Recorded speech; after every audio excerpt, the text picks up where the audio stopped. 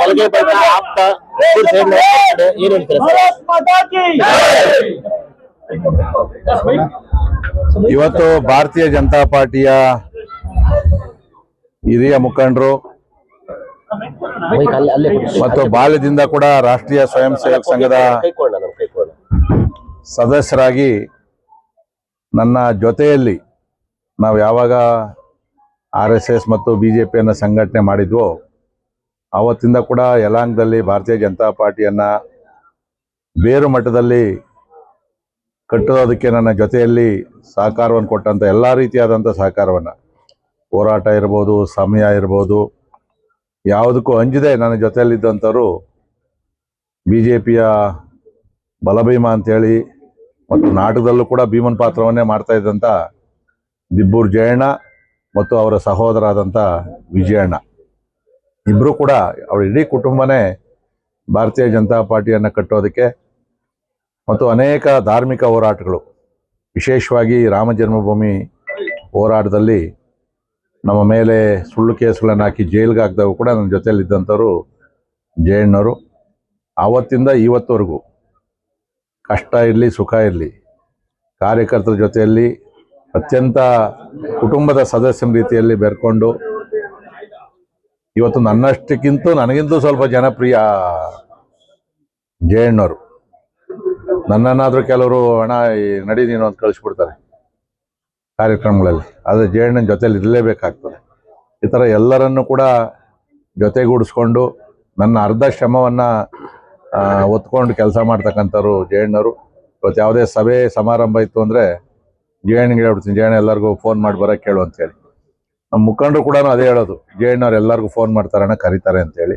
ಇವತ್ತು ನಮ್ಮ BJPಯ ಶಕ್ತಿ ಕೇವಲ ನನ್ನ ಕ್ಷೇತ್ರದಲ್ಲ, ಚಿಕ್ಕಬಳ್ಳಾಪುರ ಲೋಕಸಭಾ ಕ್ಷೇತ್ರ ಇರ್ಬೋದು ಮತ್ತು ರಾಜ್ಯದಲ್ಲೂ ಕೂಡ ಜಯಣ್ಣವರು ಹೆಸರು ಆಗಿರ್ತಕ್ಕಂಥವ್ರು. ಹಿಂದೆ ಬೆಂಗಳೂರು ಡೈರಿ ಅಧ್ಯಕ್ಷರಾಗಿ ಅತ್ಯಂತ ಜನಪರವಾದಂಥ ಕೆಲಸ ಮಾಡಿ ಯಾವುದು ದ್ವೇಷ ರಾಗಗಳಿಗೆ ಆಸ್ಪದ ಕೊಡದೆ ಎಲ್ಲರನ್ನೂ ಜೊತೆಯಲ್ಲಿ ಸೇರಿಸ್ಕೊಂಡು ಹೋದಂಥವ್ರು ಸನ್ಮಾನ್ಯ ಜಯಣ್ಣವರು.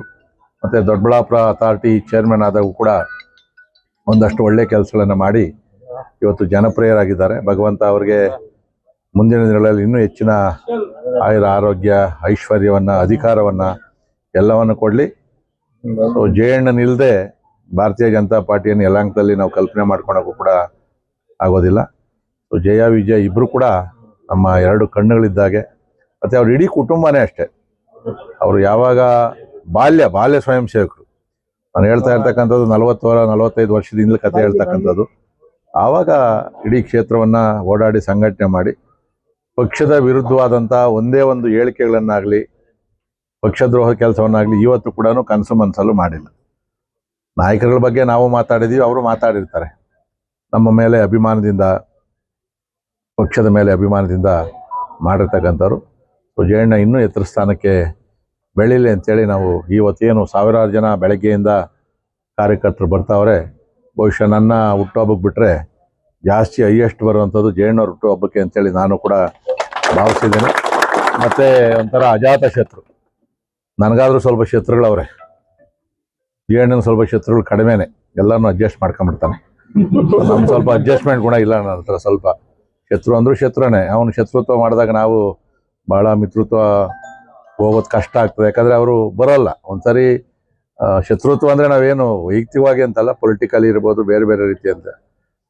ಎಲ್ಲರಿಗೂ ಒಳ್ಳೇದಾಗಲಿ. ಅಜಾತ ಶತ್ರು ಜಯಣ್ಣವರು ಇನ್ನೂ ಚೆನ್ನಾಗಾಗಲಿ. ಮತ್ತು ಮುಂದೆ ಅವ್ರಿಗೆ ಒಂದು ರಾಜ್ಯ ಮಟ್ಟದ ಜವಾಬ್ದಾರಿಯನ್ನು ಕೂಡ ಕೊಡಬೇಕು ಅಂತಕ್ಕಂಥ ಮನವಿಯನ್ನು ಕೂಡ ನಾವು ರಾಜ್ಯ ಅಧ್ಯಕ್ಷರಲ್ಲಿ ಕೂಡ ಮಾಡಿದ್ದೀವಿ. ಇವತ್ತು ಆಗಬೇಕಾಗಿತ್ತು, ಮೊನ್ನೆ ಅವ್ರು ಸ್ವಲ್ಪ ಬೇರೆ ಬೇರೆ ಬ್ಯುಸಿ ಇದರಿಂದ ಅದಾಗಿಲ್ಲ.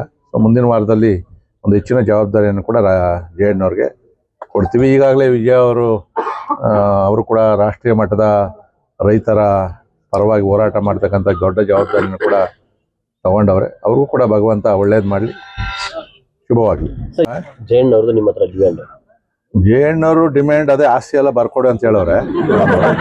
MLA ಬಿಟ್ಬಿಟ್ಟು ನೆಕ್ಸ್ಟ್ MLA ತಮಾಷೆಗೆ ಹೇಳಿದೆ.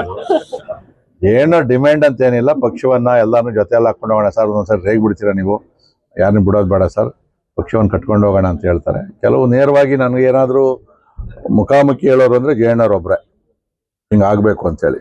ಬೇರೆಯವರೆಲ್ಲ ಸ್ವಲ್ಪ ಸಂಕೋಚ ಪಡ್ತಾರೆ ನನ್ನ ಹತ್ರ ಹೇಳೋದಕ್ಕೆ. ಆದರೆ ಜಯಣ್ಣವರು ಕೆಲವು, ಯಾಕಂದರೆ ನಾನು ಎದುರುಗಡೆ ಮಾತಾಡೋದು ಬೇರೆ, ಹಿಂದೆ ಮಾತಾಡೋದು ಕೆಲವು ಇದೆಯಲ್ಲ, ಆ ವಿಚಾರಗಳನ್ನು ನನಗೆ ಹೇಳ್ತಾರೆ. ಅವಾಗ ಸರ್ ಮಾಡ್ಕೊಂಡು ಹೋಗುವಂಥ ಕೆಲಸನ ಮಾಡ್ತೀವಿ. ಅದನ್ನು ಬಿಟ್ಟರೆ ಜಯಣ್ಣವ್ರದ್ದೇನು ಸ್ವಂತ ವೈಯಕ್ತಿಕವಾದಂಥ ಡಿಮ್ಯಾಂಡ್ ಅಂತ ಏನೂ ಇಲ್ಲ. ನಿಮ್ಗಿಂತ ಸ್ವಲ್ಪ ಜಾಸ್ತಿ ಆಸೆ ಪ್ರಯತ್ನ ಸರ್. ಅದು ನಿಮ್ಗೆ ಅನುಭವ ಆಗಿರ್ತಾರೆ. ನಮ್ಮ ಹತ್ರ ಯಾವತ್ತೂ ಆಸೆ ಮಾಡಲ್ಲ, ಬೇರೆಯವ್ರ ಹತ್ರ ಆಸೆ ಮಾಡ್ತಾರೆ. ಯಾಕಂದ್ರೆ ಆಸೆ ಮಾಡಿದ್ರು ನಾನು ನಗೋದು ಭಾಳ ಕಷ್ಟ. ಸ್ವಲ್ಪ ಜಯಣ್ಣ ನನ್ನ ಹತ್ರ ಆಸೆ ಮಾಡಲ್ಲ. ಸುಮ್ಮನೆ ಯಾಕೆ ವೇಸ್ಟ್, ಟೈಮ್ ವೇಸ್ಟ್ ಅಂತ.